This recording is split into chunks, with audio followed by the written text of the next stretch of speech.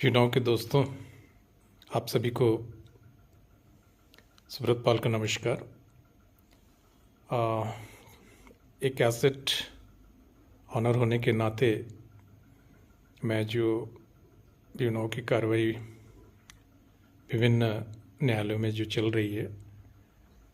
उसको लेकर उत्सुक रहता हूँ और एक एसेट ऑनर के नाते मैं अपने जो युवाओं फैमिली के जो भी एसेट ओनर हैं उनको थोड़ा बहुत अपडेट देने की कोशिश करता हूँ, थोड़ी बहुत अपनी निजी राय भी व्यक्त करता हूँ। आप सभी को मालूम है और जैसा कि मैं पिछले वीडियो में बताया भी था कि 9 मार्च को माननीय हाई कोर्ट पंजाब एवं हरियाणा में हमारे डिम्पल मैडम और आरिफ निसार सर के जमानत की जो अर्जी लगी थी वो अर्जेंट बेस पे लगी थी और 9 तारीख को हियरिंग आयोजित भी हुई और 9 तारीख को जैसा कि हम लोगों ने उम्मीदें रखी थी कि शायद अर्जेंट में लगी है तो मैडम की बेल और आरिफ सर की बेल हो जाएगी, लेकिन मामला चूँकि आप सभी को मालूम है कि हमारा जो केस है वो माननीय न्यायालय के समक्ष विचाराधीन था और जो माननीय न्यायालय के द्वारा जो नेक्स्ट डेट जो 8 अप्रैल को दिया तो सुबेरे सुबेरे ये खबर सुनकर थोड़ा सा मन खराब लगा, निराशा हुई कि भाई हमने जो उम्मीदें पाली थी वो नहीं हो पाई। खैर,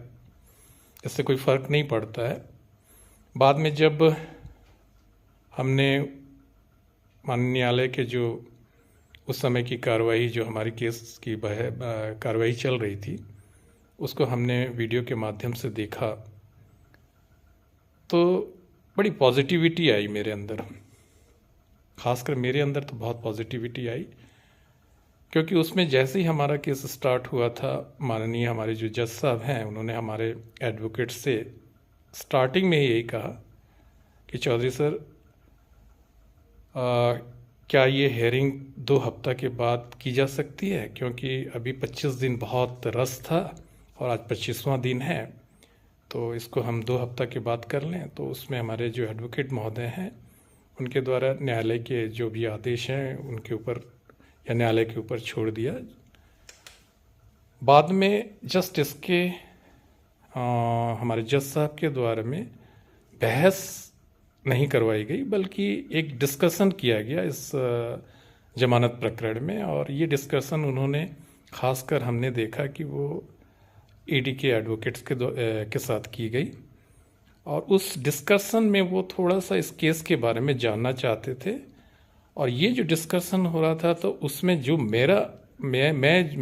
जो देखा या मैं जो समझा उसके हिसाब से जज साहब को पूरी सहानुभूति थी इस बेल एप्लीकेशन में एक लेडीज़ होने के नाते में। तो उन्होंने कुछ डिस्कस किया था और जो भी डिस्कस हुआ वो पॉजिटिव वे पे था, कहीं से भी ऐसा नहीं लग रहा था कि मैडम की बेल भविष्य में जाकर रिजेक्ट हो सकती, डिसमिस हो सकती है। तो ये विश्वास शायद न्यायपालिका पे मुझे है कि न्यायपालिका द्वारा हमको जो है बड़ी गंभीरता से सुना जा रहा है, हमारे पहलुओं को देखा जा रहा है और एक मैडम जो एक लेडीज़ होने के नाते जो उनके ऊपर जो आरोप लगे हुए हैं और उन आरोपों के उसमें जो बेल की गुंजाइश है उस पे जज साहब ने ईडी के वकील के साथ में जस्ट एक हेल्दी डिस्कशन किया और हेल्दी डिस्कशन में जो थोड़ी बहुत मेरे सामने समक्ष बात आई उसमें जज साहब ने ये भी क्वेश्चन किया था कि क्या हमको लेडी होने के नाते थोड़ा इनको एडवांटेज नहीं दिया जा सकता है क्या, या फिर इस तरह की बातें आई कि जब कॉग्निजेंस कैंसिल है तो क्या उनको अरेस्ट रखना इलीगल नहीं होगा, या इस तरह की बातें आई कि आप इनको कब तक रख सकते हैं हिरासत में। तो उसमें ईडी के वकील द्वारा बड़ा सकारात्मक जवाब भी दिया गया कि कम से कम चार्ज फ्रेम होने तक तो रखना चाहिए।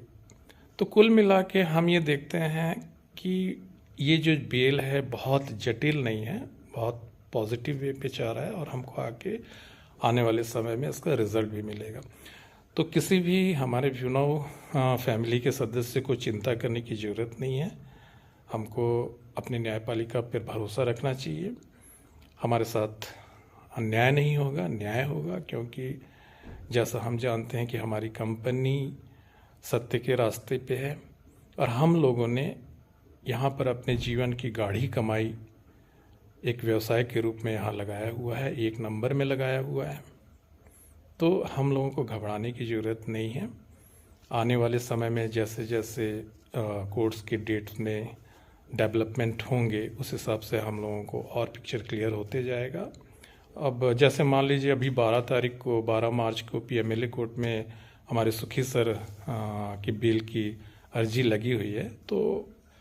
उसको आप लोग एकदम से मत लीजिए कि उस दिन कुछ हो जाएगा, ऐसा नहीं है। हाँ, ये एक प्रोसेस है, उस प्रोसेस से गाड़ी आगे बढ़ेगी और धीरे धीरे जो है हम लोगों को या हमारी कंपनी को जो है ना कोर्ट से रिलीफ मिलती जाएगी। उसके बाद 17 मार्च को चार्जेस पे या कॉग्निजेंस पे जो है सुनवाई है। तो अभी कॉग्निजेंस फ़िलहाल तो निरस्त है। देखते हैं 17 मार्च को कॉग्निजेंस लिया जाता है या नहीं लिया जाता है। और धीरे धीरे इस केस में डेवलपमेंट हो रहा है और भविष्य में हम उम्मीद करते हैं एक एसेट ऑनर होने के नाते जहां हमारी गाढ़ी कमाई लगी हुई है कि हम लोगों के साथ में कुछ गलत नहीं होगा, सब अच्छा होगा। भविष्य में हम एक बेहतर कल भी देखेंगे। तो अभी हम सभी एसेट ऑनर को धैर्य दिखाना होगा, इस कंपनी के प्रति खड़ा रहना पड़ेगा एक परिवार के नाते। जब परिवार के ऊपर एक मुसीबत आई है तो हमारा फ़र्ज बनता है कि कंपनी के साथ हम खड़े रहें, धैर्य रखें, विश्वास रखें, हमारे साथ अन्याय नहीं होगा। और मैं जितने भी यहाँ एसेट ऑनर हैं उनसे यही अपील करूँगा कि इस कठिन परिस्थिति में भगवान हम लोगों को अच्छे से दिन गुजारते रहे, एक दूसरे से हम लोग बात करके एक दूसरे का ढांढस बनाते रहें और जो अपडेट्स आती हैं उसको भी एक दूसरे को शेयर करते रहें। मैं उम्मीद करता हूँ कि भगवान हम लोगों को इस मुसीबत से ज़रूर बाहर निकालेगा और आने वाला समय बहुत अच्छा होगा, ये मेरा विश्वास है। और मैं पूरे धैर्य के साथ इस कंपनी के साथ खड़ा हूँ और जब तक कंपनी गिल्टी नहीं होती है तब तक मैं इस कंपनी के साथ खड़ा रहूँगा, क्योंकि अभी कंपनी के ऊपर सिर्फ आरोप लगे हैं। इसके बाद में बहुत सारी कार्रवाई हैं, कंपनी इसमें फ़ाइट करेगी। हमारे साथ में जो हमारे एडवोकेट्स हैं वो काबिल एडवोकेट्स हैं, उन काबिल एडवोकेट्स के ऊपर हमको भरोसा करना चाहिए और एक दिन सारे तथ्य न्यायालय के समक्ष प्रस्तुत होंगे और निश्चित रूप से हम लोगों को रिलीफ मिलेगी, ऐसा मेरा मानना है। और मैं बस आप लोगों से यही कहूँगा कि धैर्य बना के रखें, विश्वास रखें। धन्यवाद आपका।